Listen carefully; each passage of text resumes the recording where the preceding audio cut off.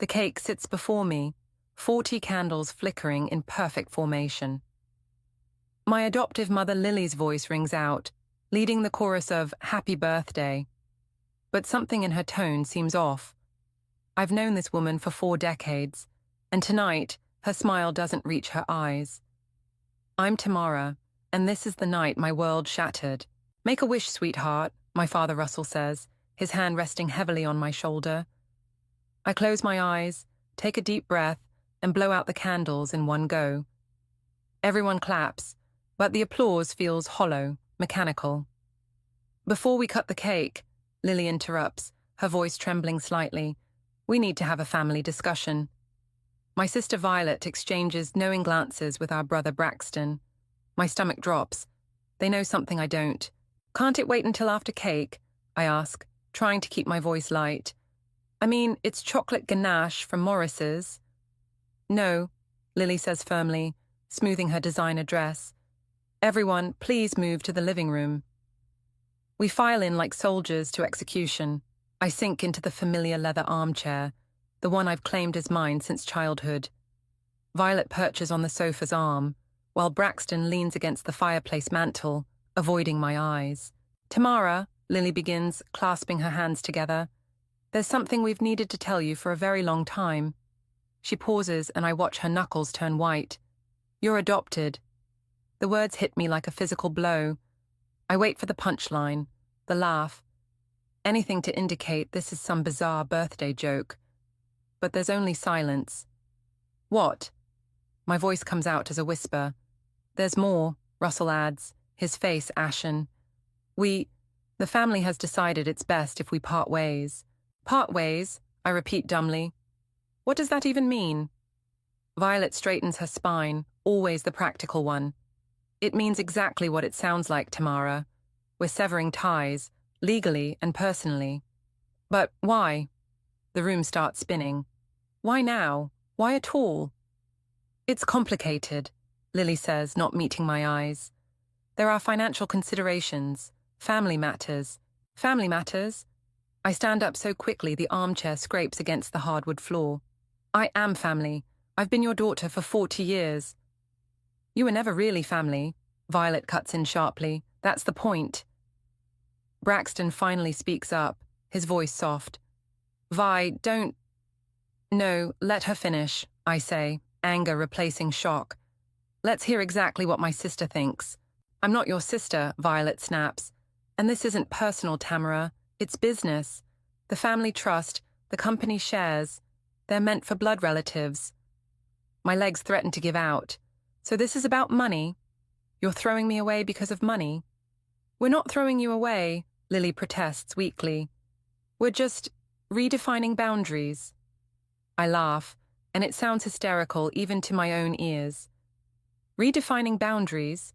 On my 40th birthday, after lying to me my entire life, we gave you everything, Russell says, finding his voice. A good home, education, opportunities. And now you want it all back? I grab my purse from the coffee table. Well, congratulations. You've succeeded in giving me the worst birthday gift possible. Tamara, please. Lily reaches for me, but I step back. Don't touch me. Tears stream down my face as I back toward the door. Any of you, ever again. You're being dramatic, Violet calls after me. This was always going to happen eventually. I turn to face them one last time, taking in the scene.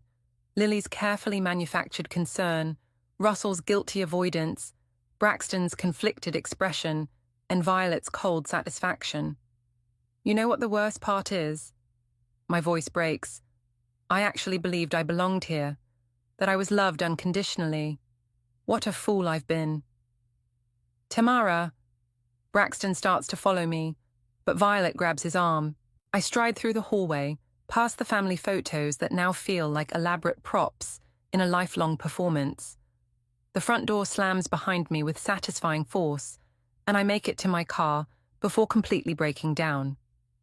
Through my tears, I see the birthday cake still sitting on the dining room table through the window, 40 candles now cold and useless. My wish seems ridiculous now. I'd wished for another year of family happiness. My phone buzzes. It's Jimmy, my best friend, probably calling to wish me happy birthday. I let it go to voicemail, unable to speak through my sobs. As I start the car, I catch a glimpse of myself in the rearview mirror, mascara streaked, eyes red, looking every bit the unwanted child they've revealed me to be. The woman staring back at me is a stranger, just like the family I thought I knew. I pull away from the house I once called home, leaving behind 40 years of memories that have just been revealed as beautiful lies. Happy birthday to me. 3 days after my birthday disaster, I find myself standing in front of my childhood home, key in hand. I know Lily and Russell are at their country club. Their Sunday routine hasn't changed in 20 years. The house feels different now, hollow somehow, as I slip inside.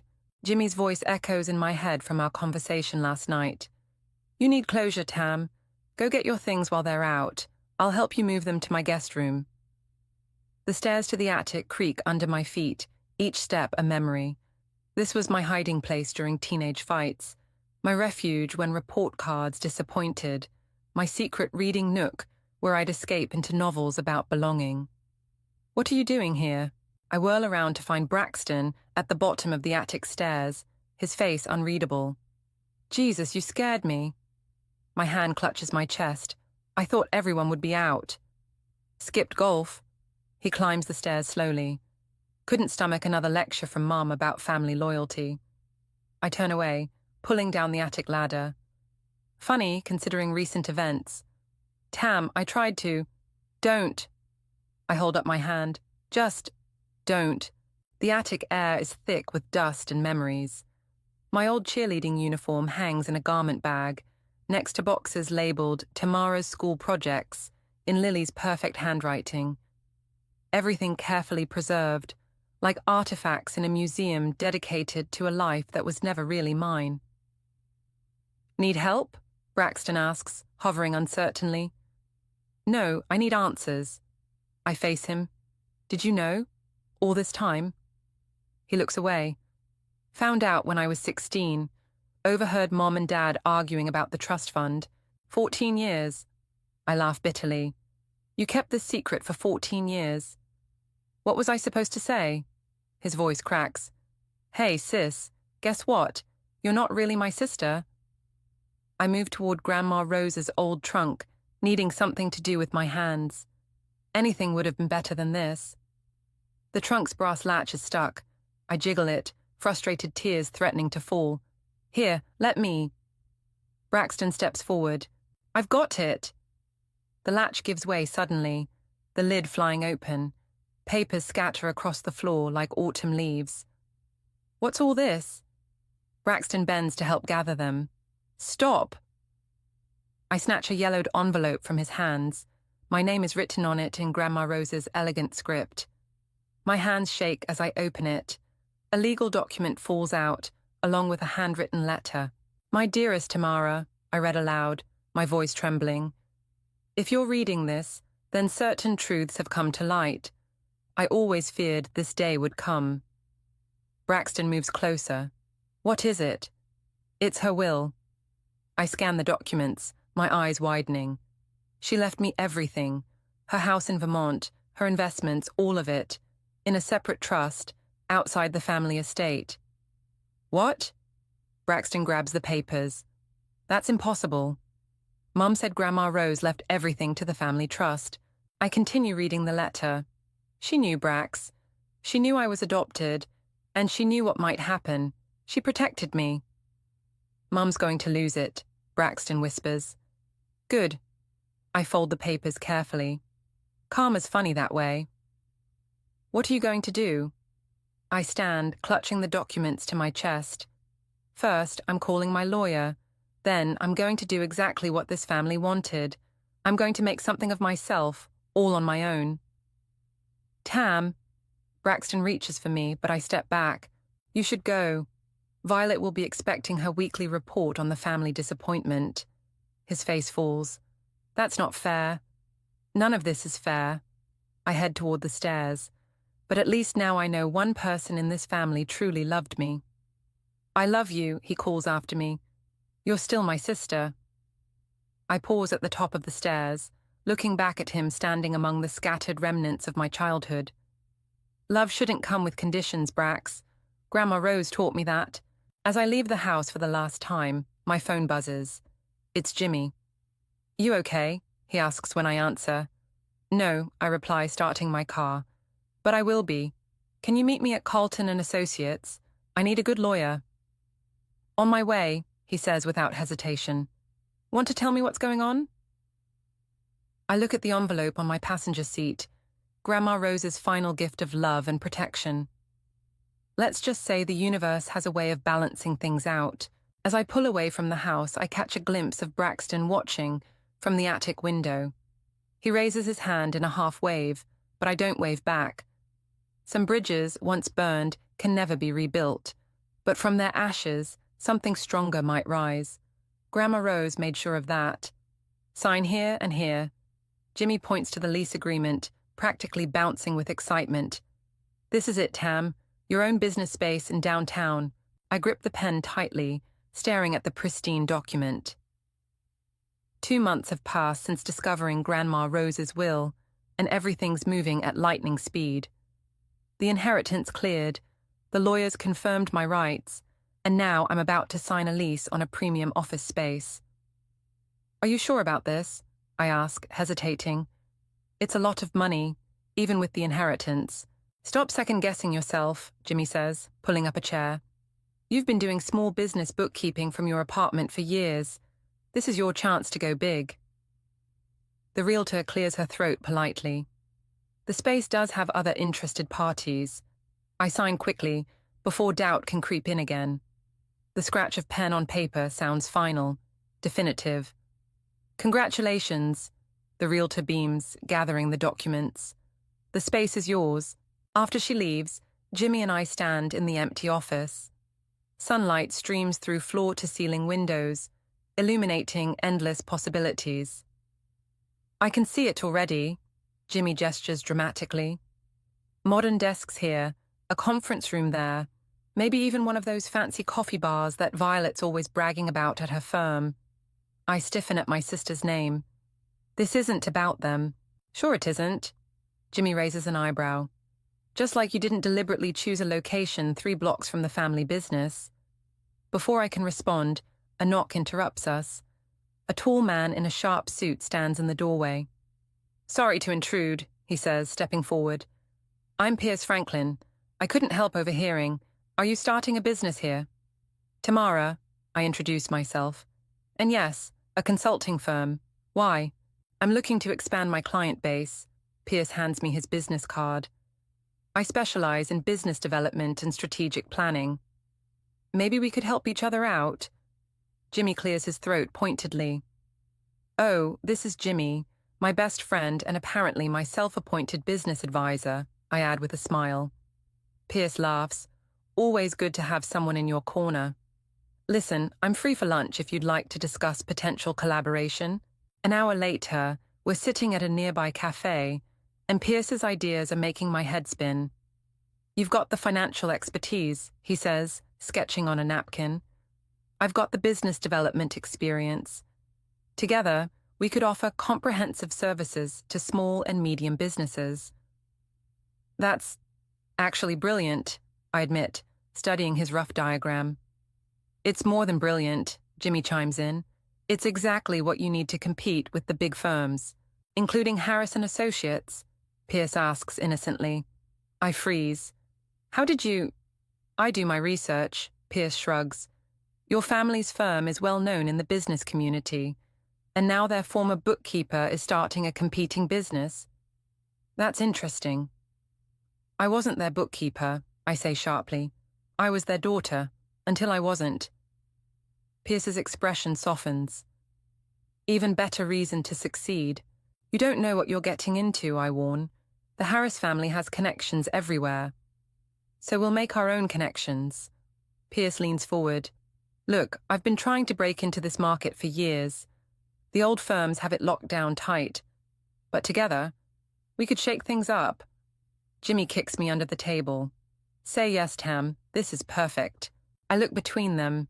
Jimmy's encouraging smile, Pierce's confident determination. For the first time since my birthday, I feel something like hope. Okay, I say. But we do this right. Professional, ethical, above board. I won't give them any ammunition. Of course, Pierce agrees, though it might be fun to watch them squirm when they realize what's coming. Back at the office, Jimmy helps me measure spaces for furniture while I make calls to contractors. Each ring of my phone makes me tense, expecting Lily or Violet to have somehow heard the news. Stop waiting for the other shoe to drop, Jimmy says, catching my expression. This is your moment. I know, it's just... I gesture helplessly. Everything's happening so fast. Good things sometimes do. He hugs me tight. Grandma Rose would be proud. As if on cue, my phone buzzes with a text from Braxton. Heard rumors about a new consulting firm opening downtown. That you? I show Jimmy the message. And so it begins, he says dramatically. I type back, news travels fast. Braxton's response comes quickly. Violet's already asking questions. Be careful. I turn off my phone and walk to the windows, looking out at the city skyline. Somewhere out there, my former family is probably already plotting how to handle this development. Let them plot. Ready to order the furniture? Jimmy asks, waving a catalogue. I smile, feeling stronger than I have in months. Ready for everything. Another client signed. Pierce bursts into my office, waving a contract. That's 3 this week. I look up from my computer, where I've been staring at invitation designs for our grand opening. 4 months of intense work have transformed the empty space into a thriving business. Modern art adorns the walls. The coffee bar Jimmy insisted on hums with activity, and most importantly, our client list grows daily. Which one? I ask, saving my work. Thompson Manufacturing. They're leaving Harris & Associates for us. Pierce's grin widens. Apparently, Violet's been too busy with social events to give them proper attention. My stomach tightens at the mention of my former sister. Let's not celebrate taking their clients specifically. Why not? Pierce perches on my desk. They're fair game, especially after what Violet did last week. He's referring to the networking event where Violet had loudly questioned my qualifications to potential clients. The memory still stings. Speaking of celebrations, Jimmy walks in with coffee cups. How's the guest list coming for the opening gala? I turn my laptop around to show them. Almost done, just one decision left to make. They both lean in to read the names, and Pierce whistles. You're really inviting them? The whole Harris clan? I haven't decided yet. I fidget with my pen. Braxton's been texting, saying they should be there. For closure or whatever. Closure? Jimmy scoffs. More like they want to scope out the competition. Maybe both. I pull up the invitation design. What do you think of this? The elegant card reads, Franklin and Associates Consulting cordially invites you to celebrate our grand opening. It's perfect, Pierce says. Professional, classy, and just a hint of, look who's successful now. Add them, Jimmy suddenly declares. Invite the whole family. Let them see exactly what they threw away. I click the mouse, adding 5 more names to the list. Done, before I lose my nerve. Now, about your speech, Pierce starts, but my phone interrupts us. It's Braxton, I say, staring at the screen. Speaker, Jimmy demands, settling into a chair. I answer, hitting the speaker button. Hey, Brax. Tam, you need to know something. His voice sounds strained. Violet's planning something for your opening. I overheard her talking to Mom. Of course she is, I sigh. What kind of something? She's bringing reporters, plans to make some sort of scene about family betrayal or something. I don't know the details. Pierce snorts. Family betrayal? That's rich, coming from them. Who's that? Braxton asks. My business partner, I reply, and Jimmy's here too. Look, just be prepared, okay? Mom's backing her play, as usual. Thanks for the warning. I pause. Will you be there? Silence stretches for a moment. Would you want me to be? I sent you an invitation, didn't I? Yeah, he sighs. I'll be there. Someone should witness your triumph. After we hang up, Pierce jumps into action. This is perfect. We can use this. Use what? I ask. My sisters attempt to humiliate me. No, use their pettiness against them. He starts pacing. We'll alert our own media contacts. Frame it as the inspiring story of an adopted daughter overcoming rejection to build something amazing. Jimmy sits up straighter. That's brilliant. The public loves an underdog story. I don't want to look vindictive, I protest. It's not vindictive if it's true, Pierce argues. Look, you've built something incredible here. Let people see that. Let them see how success is the best revenge. I glance around my office, taking in the evidence of our hard work. The framed business licenses, the growing team outside, the calendar packed with client meetings. Okay, I decide, but we do this my way, professional, dignified, and absolutely true. Of course, Pierce grins. I'll call my media contacts now. As he leaves, Jimmy studies me. You okay? No, I admit, but I will be. This needs to happen, doesn't it? It does. He squeezes my shoulder. Time to show them who Tamara really is. I turn back to the invitation list, my cursor hovering over the Harris family names. With a deep breath, I click Send All. My phone immediately pings with a text from Violet. Got your invitation. Bold move, sis. Hope you're ready for what comes next. I show Jimmy the message. Oh, we're ready, he says firmly. They have no idea what's coming. I look out my office window at the building that houses Harris and Associates, visible just a few blocks away. For years, that building represented everything I thought I was part of. Now, it's just another competitor in my rearview mirror. Time to write that speech, I tell Jimmy, opening a new document. I've got a story to tell. The grand opening gala transforms our office space into something magical. Crystal chandeliers cast warm light over the crowd.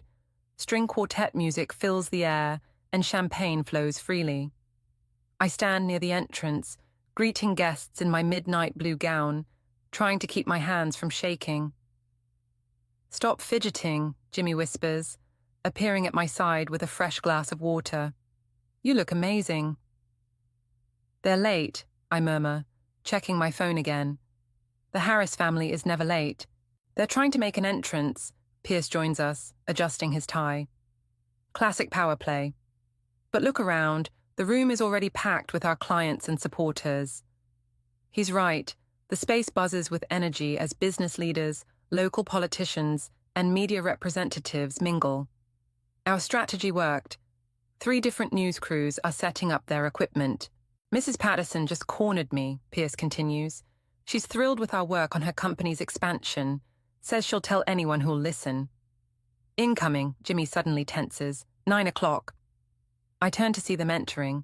Lily and Russell in the lead, followed by Violet in a striking red dress that screams, "Look at me." Braxton trails behind, looking uncomfortable in his tuxedo. Tamara, Lily's voice carries across the room as she approaches. What a lovely venue. The slight pause speaks volumes. I force a smile. Thank you for coming. Please enjoy the evening. Oh, we will. Violet steps forward, her smile sharp as glass. I see you've invited quite the media presence. Interesting choice. We're proud of our accomplishments, Pierce interjects smoothly. The press seems quite interested in successful new businesses. Violet's eyes narrow. And you are? Pierce Franklin, managing partner. He extends his hand.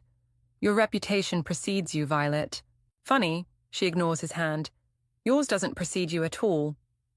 Violet, Braxton warns quietly. What? She turns to him. I'm just making conversation with our dear sister's new associate. Actually, I cut in, my voice steady. Pierce is my equal partner. We built this together. How sweet, Lily murmurs. Though I wonder what your father would say about... Russell isn't my father, I interrupt. As you all made very clear. Now, if you'll excuse me, I have other guests to greet. I turn away, but Violet's voice stops me. Don't forget, some of these clients used to be ours. Family loyalty runs deep in this community. So does the appreciation for genuine service, Pierce counters, which is why they chose us. Before Violet can respond, the event coordinator signals me. Ms. Tamara, we're ready for your speech. I make my way to the small stage we've set up, feeling hundreds of eyes on me. The cameras turn in my direction, red lights blinking. In the crowd, I spot the Harris family moving closer, Violet's red dress like a warning signal. Good evening, everyone, I begin, my voice carrying clearly through the microphone. Thank you all for being here tonight to celebrate the launch of Franklin & Associates Consulting.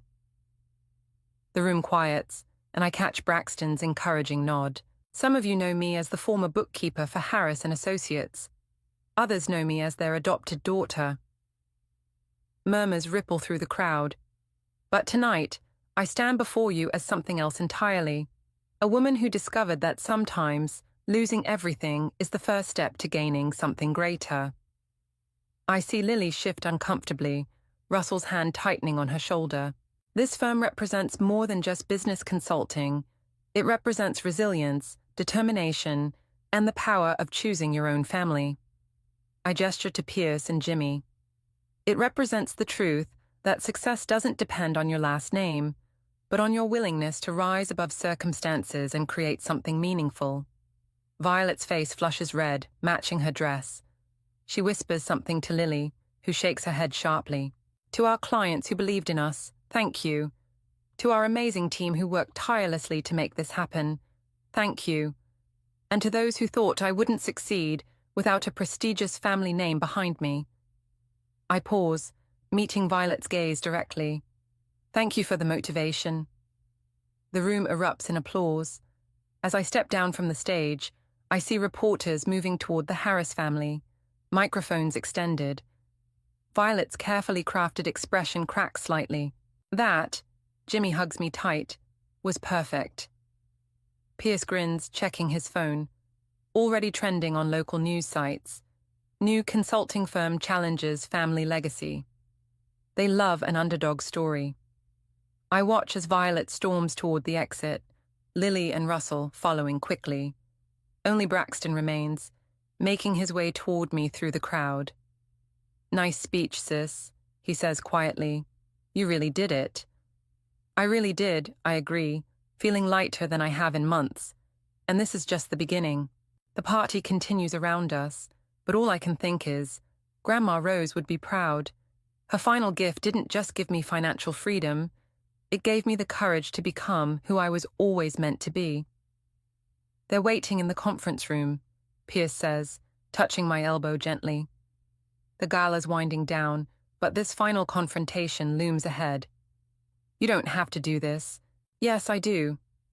I straighten my dress and check my reflection in the window. They asked for a private meeting. Let's get it over with. Jimmy steps forward. Want me to come with you? No, but stay close. I squeeze his hand and head toward the conference room. The glass walls reveal my former family seated around the mahogany table. Lily dabbing at her eyes with a monogrammed handkerchief, Russell staring at his hands, Violet practically vibrating with tension, and Braxton looking like he'd rather be anywhere else. I enter, closing the door behind me. The click sounds final. Well, I say, remaining standing, you wanted to talk. Talk. That speech was completely inappropriate, Violet starts, but Lily raises a hand to stop her. Please sit down, Tamara. Lily's voice trembles. We need to discuss this like family. Family? I laugh, but take a seat anyway. That's rich coming from you. We made a mistake, Russell blurts out. We handled everything wrong. A mistake? I lean forward. A mistake is forgetting someone's birthday. A mistake is burning dinner. Disowning your daughter of 40 years on her birthday. That's a choice. We were trying to protect the family business, Violet interjects. The trust stipulations could have been amended. I cut her off. But you didn't want that, did you? You saw a chance to get rid of the competition. That's not true, Lily protests. Isn't it? I turn to her. Did you know about Grandma Rose's will? About what she left me? The color drains from Lily's face. How did you... Found it in the attic. She knew what you might do, and she protected me. Your own mother saw this coming. Russell shifts uncomfortably. Rose always was too soft.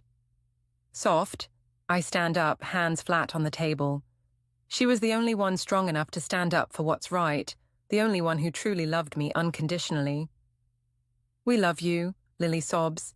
We thought, you thought I'd go away quietly, disappear with a small settlement and never bother you again. I gesture to the office beyond the glass walls. Surprise. You're taking our clients, Violet accuses. They're choosing us, I correct her, because we work harder, care more, and don't take them for granted while we're busy playing country club politics. Braxton finally speaks up. She's right, Vi. You've been losing clients for months before Tamara even started her firm. Shut up, Braxton, Violet snaps. Whose side are you on? That's the problem with this family, I say quietly. Everything's about sides, loyalty tests, blood ties. Well, I'm done playing those games. What do you want? Russell asks wearily. Money? A position at the firm? I want nothing from you. I straighten up. I have everything I need. A successful business, real friends, and the knowledge that I succeeded despite you, not because of you. Please. Lily reaches for my hand. We can fix this. I pull away. Some things can't be fixed, Lily. Some betrayals cut too deep. So that's it? Violet stands. You're just going to keep stealing our clients, destroying what our family built. I'm going to keep building what I've created, I correct her. What you do with your business is your concern. But remember, karma has a way of balancing things out. Through the glass walls, I see Jimmy and Pierce watching anxiously. Beyond them, the last party guests are leaving, many stopping to shake hands with our team members. We're done here, I say, moving toward the door. Thank you for coming to the opening. Tamara, wait, Braxton calls out. What about me? Us? I pause, hand on the door handle. You knew for 14 years, Brax. You watched them plan this. Your silence was a choice too. I'm sorry, he whispers. I know. I look back at them one last time. This family that shaped me, broke me, and inadvertently made me stronger. But sorry doesn't always fix things. I walk out, letting the door swing shut on Lily's fresh sobs. Jimmy and Pierce immediately flank me. You okay? Jimmy asks. No, I admit, but I will be. Pierce checks his phone. 3 more clients just emailed about switching to us. Word travels fast. I look back through the glass. The Harris family sits in tableau, Lily crying, Russell comforting her, Violet seething, Braxton staring after me. They look small somehow, diminished. Let's go home, I tell my real family, Jimmy and Pierce. We have work to do tomorrow. As we leave, I feel lighter, freer. Sometimes the hardest conversations are the most necessary ones. Sometimes goodbye is the only way forward. The numbers don't lie, Pierce announces, projecting our quarterly results onto the conference room screen. 6 months after our opening gala, we're holding our first all-hands meeting. We've exceeded projections by 200%.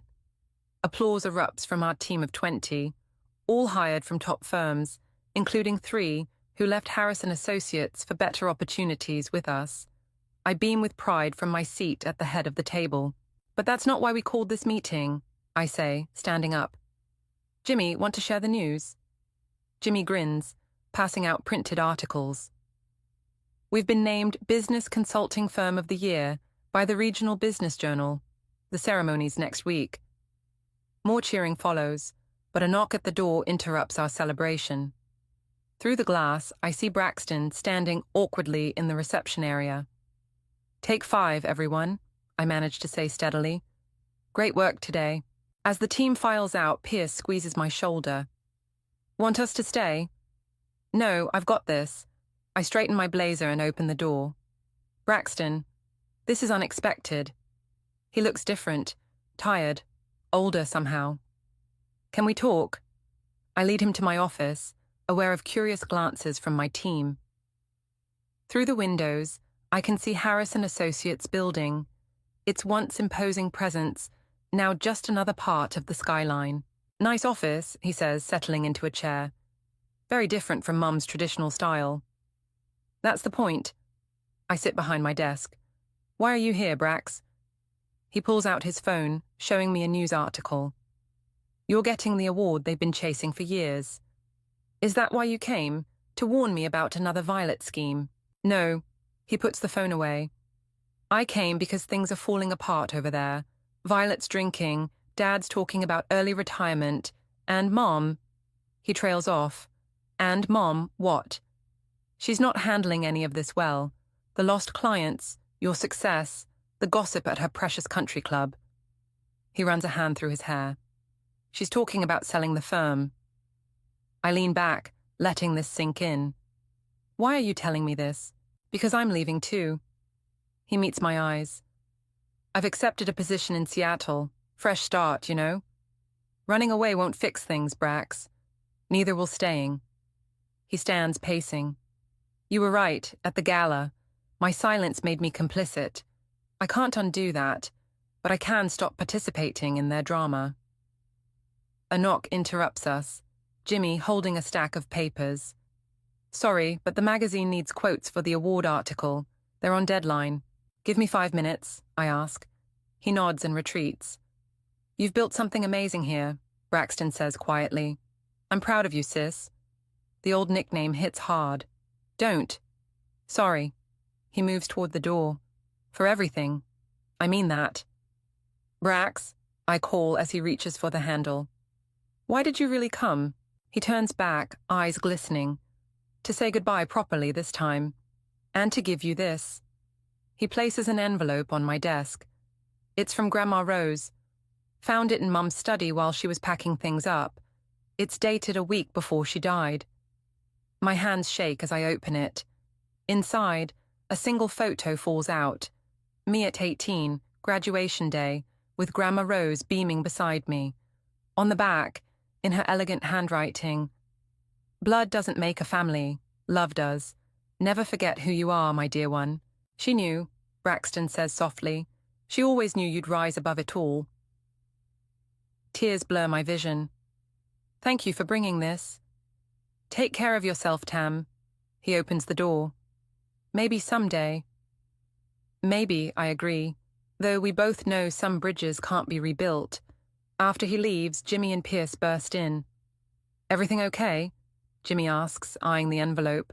I show them the photo. Better than okay. This is closure. Pierce checks his watch. Speaking of closure, we need your quotes for the article. Any message you want to send? I look at the photo again, at Grandma Rose's proud smile, then out my window at the Harris building standing dim against the bright sky. Yes, I say, picking up a pen. Success isn't about who you're born to, but who you choose to become. Sometimes the family you make is stronger than the family you're given. Perfect, Jimmy grins. That'll drive Violet crazy. That's not why I said it. I tuck the photo into my desk drawer. It's just the truth. Pierce starts typing on his tablet. The ceremony's next Thursday, ready to accept that award in front of the entire business community. I think of Braxton's news, the crumbling Harris empire, Violet's spiral, Lily's defeat. Karma indeed has a way of balancing things out. Ready, I say firmly. It's time to write the next chapter. The award sits on my desk, catching the morning light. I'm early today. Couldn't sleep after yesterday's news.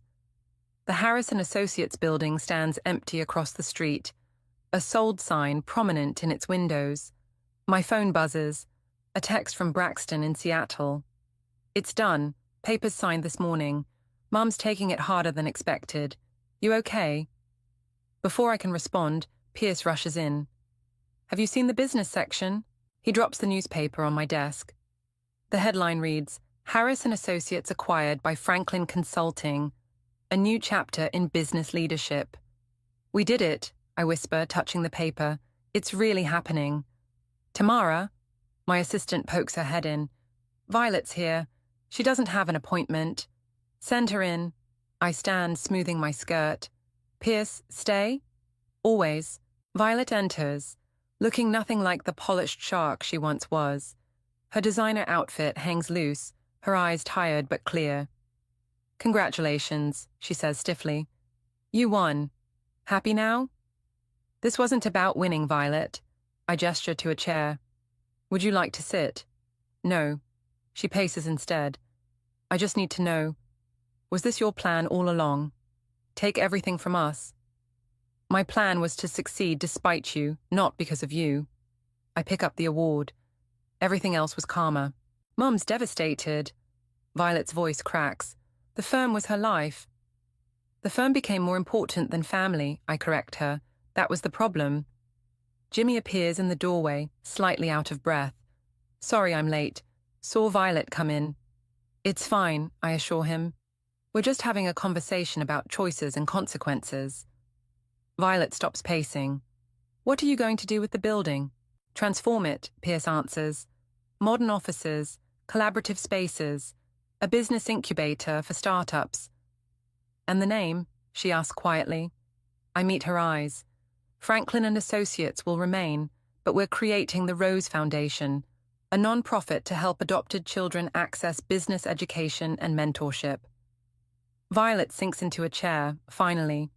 Grandma Rose would have liked that. Yes, she would. I open my desk drawer, pulling out the graduation photo. She understood what really matters. I didn't, Violet admits, looking at the photo. None of us did. She stands abruptly. I should go. I have a therapy appointment. Good for you, I say sincerely. At the door, she turns back. For what it's worth, I'm sorry. Not because we lost everything, but because I never appreciated having you as a sister. After she leaves, Jimmy wraps me in a bear hug. You okay? Better than okay. I look at Pierce. Ready to announce the Rose Foundation? Press is already gathering downstairs, he grins. Shall we? In the elevator, Jimmy nudges me. What you've created here, it's more than just business success. You've built something meaningful. The lobby is packed with reporters and cameras. As I step up to the podium, I see a familiar face in the back. Braxton, who must have flown in for this moment. Good morning, I begin. Today marks not just a business acquisition, but a new beginning. The Rose Foundation will ensure that no child feels unwanted, no dream goes unsupported, and no arbitrary barriers stand in the way of success. Through the glass doors, I spot Lily watching from across the street, Russell at her side. They make no move to enter, but they're listening. Family isn't defined by blood or last names, I continue. It's built through love, support, and understanding. The Rose Foundation will honor that truth by supporting those who need it most. After the announcement back in my office, I find a small package on my desk. Inside is Grandma Rose's old business card holder with a note from Lily. She would have wanted you to have this. I understand now why she chose you. Pierce examines our expansion plans while Jimmy orders celebration lunch. Through my window, I watch the workers taking down the Harris and Associates sign. Ready for the next chapter? Pierce asks. I look around at my true family. Jimmy arranging food, Pierce with his endless optimism, our talented team beyond the glass walls. I think of Braxton finding his own path, Violet facing her demons, and the Harris parents finally understanding what they lost. More than ready, I say, placing Grandma Rose's card holder on my desk next to the award. We have work to do. The morning sun streams through the windows, illuminating the space where I finally found my true purpose. Not in seeking revenge, but in creating something meaningful from the ashes of rejection. Something that would make Grandma Rose proud. I pick up my phone to text Braxton. Thank you for coming. Dinner tonight. His reply comes quickly. Wouldn't miss it, sis. Some bridges burn, others transform. What matters is building something stronger in their place.